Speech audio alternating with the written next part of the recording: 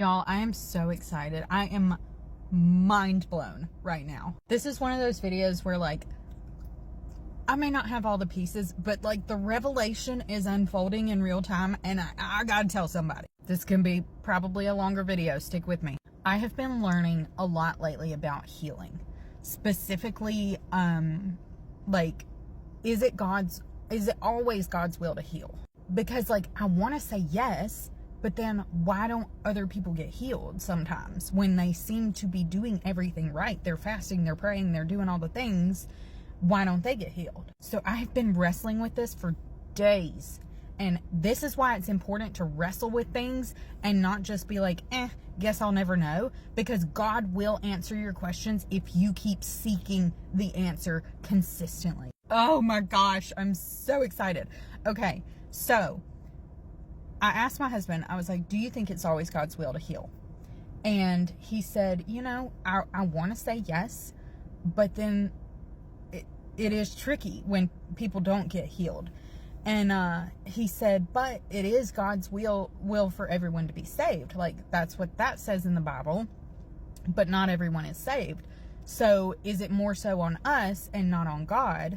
And he even said, but God uses those things. Sometimes he uses sickness situations and things like that for other people's benefit, for the greater good. So could that be part of the plan? I don't know. But then I remembered something God said to me a long time ago.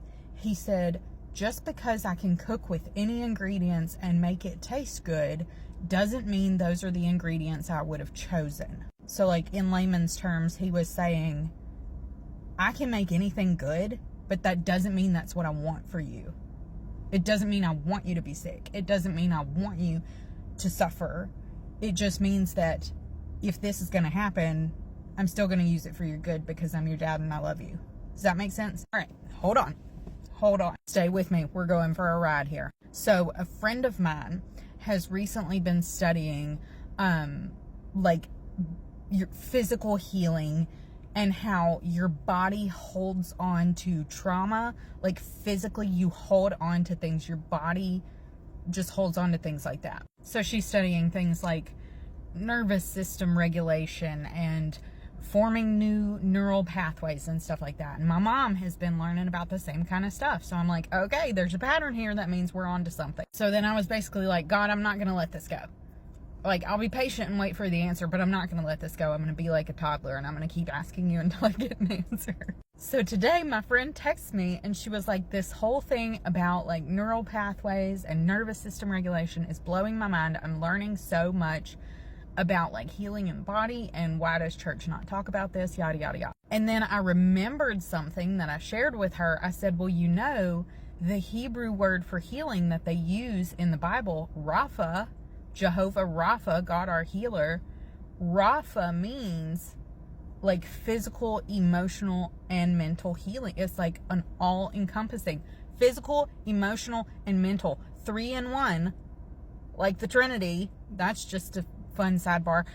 Anyway, so then after I sent that to her, I was like, oh, hold on a minute. The revelation just hit me. It was like, what if the reason why some people are physically not healed, even though they're doing everything right, they're fasting, they're praying, they're believing God, what if the reason why they're not getting healed is because the people praying for them don't know that they need to address an emotional wound or a mental wound? And God reminded me that when I was going through some like traumatic things and I was having physical side effects from these things, I had, done some therapy, and that helped me mentally, and it did make it better. But it was like my body would still be triggered by things sometimes. So it wasn't completely gone. It did not completely disappear until I prayed the prayer, Jesus, show me where you were in the room.